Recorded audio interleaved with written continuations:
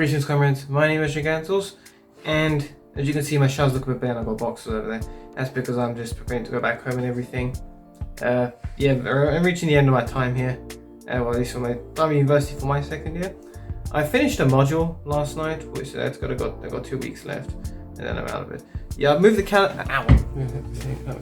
I moved my calendar down now so you can. It's wonky. It looks straight on the camera, but it's actually a bit wonky. That's a volcano. I can't remember which one that is. It's one of them. I'll put the name in the video later. What happened today? Oh yeah, so a little while back, I was I had a 24-hour fast, okay, and I decided to go to the kitchen to try and get some milk and stuff to eat some cereal at night, because why not? And so I went and opened the fridge, and I saw that the milk I bought earlier that day, because I had two things of milk. One was full, and I was keeping it in storage, and then the other one was almost empty, and I was using that one. And I looked at it and I thought, that looks empty. And I went to pick it up to look at it, and then I saw that my entire milk, almost my entire shelf in the fridge be completely flooded with milk. And I looked at my milk, and I was wiping up, and it turns out someone had opened my milk, taken a bunch of it, and then they left it on its side in the fridge, and so all the milk leaked out. And I was quite angry at that.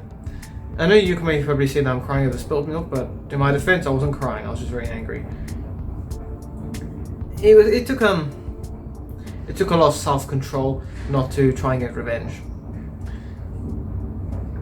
Because again, someone took my milk. How would you feel if someone took your milk? Right? How would you feel if someone took your milk and then flooded half your fridge, and so you had to start cleaning up? So spend like an hour that you could do. Instead of eating, you had to spend ages cleaning up after that mess, right? Okay. And then today, I was arguing with someone online, and on Facebook, there's this strange Protestant guy. Okay. Now he says that apparently, in the context of the argument, he was trying to point out how. Sorry, close the drawer. In the context of his argument, he was trying to point out how apparently we Catholics are idolatrous because we respect Mary, which is very strange. I wonder if any of these Protestants have mommy issues or something, because they always seem to think that just because we show respect to the Blessed Virgin Mary, we worship her for some reason. Like, seriously? No one thinks that. Anyway, so I was arguing with him, and he kept trying. It very quickly led away from the whole idolatrous point, and he started trying to put forward prophecies and stuff. But it was very strange. He took pictures from Google Maps and added annotations to them, saying this means this, this means that, this means that. And I looked at him and I thought, you're gonna call me idolatrous because I respect Mary, the Mother of God, but you're practicing a form of divination. Because literally, this guy, astrologers, they look up at the stars and try and read the future and stuff. Okay, they look up towards the heavens and try to read the future. This guy was doing the exact same as astrologers, except he was looking down to the ground, looking at Google Maps and all the sorts of shapes of islands and massive faults and stuff. And I'm like, the difference between you and an astrologer is that at least an astrologer is looking in the right direction up towards heaven. You, sir, are looking down towards hell. Because especially if you read the universe according to the Divine Comedy, the Aristotelian universe, the Aristotelian physics, earth, air, fire, water, those four elements. Earth is the heaviest, okay, so it's at the bottom of the universe. Then it's water, which is oceans and stuff. Then it's air, and then it's fire. Okay, which is why in the Divine Comedy you see the universe it's not a geocentric universe. It's not saying the Earth is at the center of the universe. It's saying the Earth is at the bottom of the universe, because everything dead and stuff falls towards the Earth, and then the Earth is surrounded by what was believed at the time to be a sphere of fire, which is what they do pass through at some point. But the point is, in the past, hell used to be seen as at the bottom of the Earth, not the center of the Earth, not the center of the universe, but at the bottom of it.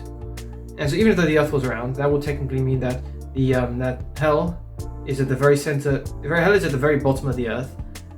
And Earth would be an intermediary surface between the two. Okay, so there was no such thing as a geocentric universe in the church. But the point was, this guy was literally looking down towards the Earth for some sort of signs from heaven. I'm like, this is the most contradictory thing I've read today.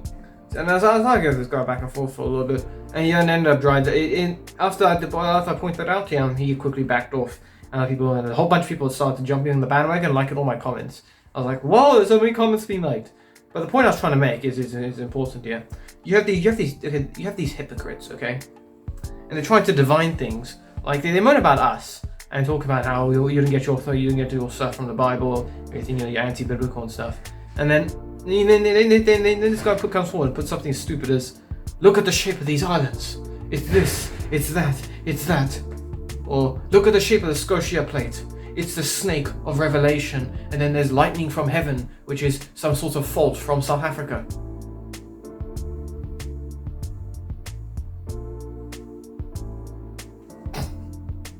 It's amusing to hear some of their excuses.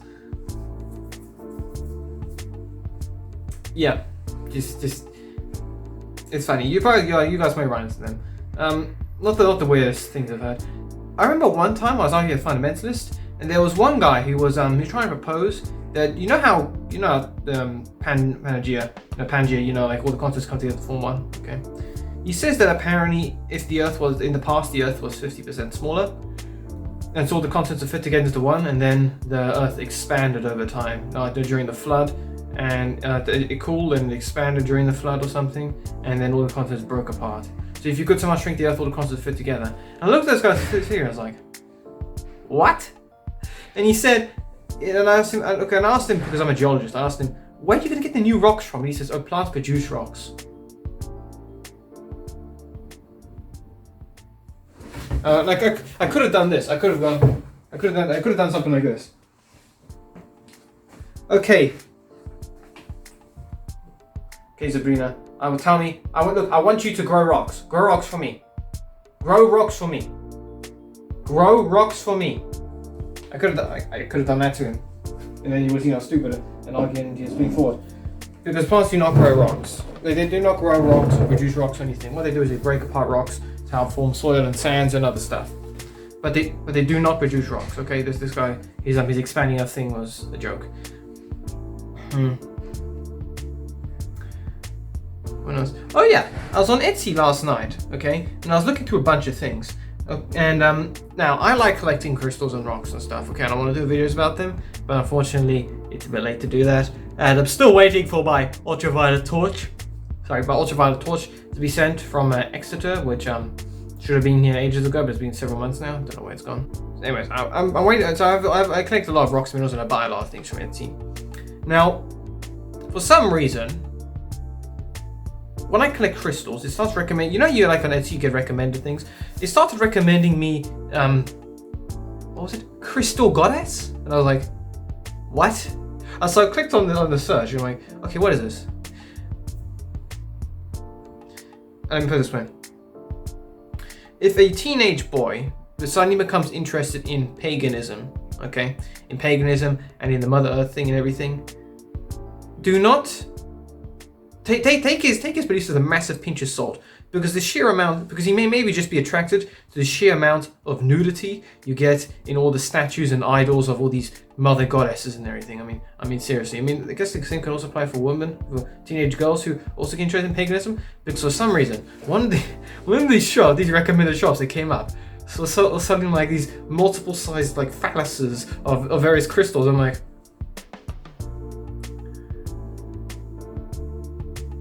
okay. But it was very weird. Like it's just so strange. I mean, this isn't me being a prude or anything. No, it's not. But definitely when it comes to like the Judeo-Christian religions, we typically see past things like that, and however these pagan. I know it's not all, and just the ones that for some reason being advertised on Etsy. It's these pagan cultures, like these religions and cults and stuff, were so focused literally around sex. Like that's your ultimate thing. Your genitals, you must worship your genitals. You must have statues of your genitals all over your room. You're gonna get magic powers if you have your genitals made from a certain rock or crystal. And it was very funny. To try and read about all these chakras and everything coming out from that. Including something called the Lily of Life, which did not make much sense considering the human body does not produce life. it just okay. Conception is definitely one thing, but we don't produce. Okay, we don't just suddenly start growing people in us. Okay, we don't have the ability to produce life. We obviously God is the only one that can create immortal souls and give life, and sure, provide the environment for that. But I just feel like sometimes some of these pagan cults are just excuses to have statues of people, of naked people and genitals in your room, which means someone is either very mature or very immature in that sense. But one of the things that did come up, and it fortunately had nothing to do with the crystals, well, it did have something to do with crystals, but not with the crystal shapes, was for some reason I started seeing these pictures of like goddesses and stuff, and they said buy the like various quartz or whatever crystals. Someone made a claim that apparently quartz resonates to the frequency of the universe, and I looked at this meme online. I'm like, what drug were you on when you came up with that? Anyway, and so they had various things like Isis and Ishtar and stuff, all these pagan goddesses about love and fertility and war and everything. And then then I've got three things I came upon. They were promoting the Virgin Mary. Yes, the pagans, okay, being in their... It seems like the pagans don't understand the meaning of trademark and copyright and, all the sorts of stuff. They seem to be... They literally took the pictures and the ideology of the Blessed Virgin Mary, and they turned into saying, she's like the mother of all goddesses or whatever. And I'm looking at this, and they had these pictures of her, okay? Very strange ones. And they had these crystals lined up in a circle around her. And I'm looking at this and I'm going, you are so going to hell for disrespecting God's mother like this. I mean, if you're doing it consciously, you are. If you're doing it unconsciously, you are going to be very, very embarrassed when you realize your mistake. I mean, that's definitely something we don't do. We don't adopt pagan gods and stuff into our religion and everything.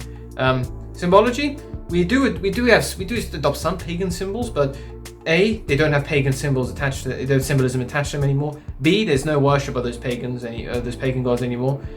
And C, usually when they are adopted, there's no at that point in time the people didn't have any intention at all. For instance, even if the Norse deities, even if the Norse and Nordic pagans, since Germanic pagans did worship trees, when St. Boniface took the Christmas tree, there's no evidence really that the fir tree was being worshipped as a god. The oak tree was meant to be sacred to Thor, but the worship of trees at that point in time, it pretty much thinned to having some symbolic trees for the pagan gods. But obviously, it's certainly something to get quite irritated about when the pagans are taking from our culture. I mean, obviously, when something I think I did say this before in that same video on Christmas traditions on pagan. Paganism needs to constantly change to survive, because it relies on people for it to survive. Whereas Christianity stuff, it doesn't rely on people really. God exists regardless. Okay, thank you for approving my post, admin. God doesn't need us to exist to survive. He doesn't need us to continue. Okay, there'd be periods of way in which we've fallen away, which our ancestors have fell away from the faith, and God punished them and stuff. But He didn't weaken during that point of time. But in order to survive against foreign influence, the pagans typically need to incorporate other pagan cult influences and other religious influences and stuff into their religion to try and bring people back into their religion or try and make it a bit more modern. And that's definitely shown in this in the adoption of the Blessed Virgin Mary into their strange little cults. Obviously, it's not obviously we have their view on the Blessed Virgin Mary is completely different from ours. And the fact that they're trying to take a significant icon of the largest religion on earth and put it into their own religion is just proof that they're getting desperate and they're just trying to stay afloat of however they can. And there's been quite a resurgence in neo-paganism. I argued with a self-professed Levant Canaanite pagan a while back, and he was moaning about how the Bible was wrong and everything, and we used to worship true gods and goddesses like Ishtar or Astarte, and I pointed out a lot of problems with his points, including how I said to him, paganism is not some original religion that Christianity came from. No, something like the Nippur flood tablet, which predates the Epic of Gilgamesh, in which we learn a lot about people like the goddess Inanna or later on Ishtar. The Epic of Gilgamesh is like 400 years younger than then the Yom Kippur, but then the Nippur flood tablet, which is the oldest account of a global flood, and I can do more about that. The important thing about the flood tablet is that it's told from the point of a monotheistic deity, and so it's never that these monotheistic religions emerged from paganism, but rather these pagan religions emerged from monotheistic religions. Although some people it's a bit hard. Some people understand that, and I can get why, especially since with Pharaoh Akhenaten, he went from making Egypt polytheistic to monotheistic by worshipping what was meant to be the sun disk, but that wasn't meant to be. He wasn't trying to worship. If you understand what he was trying to do in the times of Christianity, he was trying to worship what he believed was God, and it was not. One of the common accusations against us is sun discs, halos taken from sun discs, but it's not. A halo is meant to be a reflection of God's glory upon a person's face, kind of like Moses' face glowing. And so by worshipping what would have been seen as a halo, what he was doing was actually worshipping a reflection of the glory of God. So to say Akhenaten was was trying to worship the sun is wrong. He was not trying to worship the sun, he was trying to worship something that's commonly depicted as the sun in terms of its brightness and everything. So, but that doesn't mean that the monotheistic religions come from paganism. Rather, he found an element of truth in the pagan culture, and he was trying to bring it back into a monotheistic religion, which didn't last too long, unfortunately. But okay, I've got a bit of a tangent here. The point is, we don't adopt things from pagan cultures in order to bring pagans into society. We may find some elements of truth in the symbolism, and we understand the point of symbolism. But just because of that adoption doesn't mean that our religion is based upon paganism, or that monotheism came from paganism. It isn't. Okay, not at all. So definitely a lot of theology has been going on the last period of time, last week or so. But I'm going to spend the rest of the day cleaning up, packing up, preparing to go home soon, and yeah, I've got a couple of videos me to do, but hopefully I'll be finishing up soon. I'll be able to go home. That's pretty much for this video. If you like this video, please go like, please share my videos, please go on to the game and video on too. Please subscribe to my channel so you can see more content. Please ring out so you keep updated with my video releases. Next episode, talk about something else. I'll be back home. Sorry about that, it literally ran out of time for that. Anyway, so next video, hopefully I'll be back home making proper thing, I'll have maybe more time to make stuff. I'll just spend the next couple of weeks finishing the last 2 modules I need to do for my geology coursework. Yeah, so anyway, fun times this week. Definitely a lot of work done. All work done to be next week. That's it for now. So see you next video, comrades. Until then.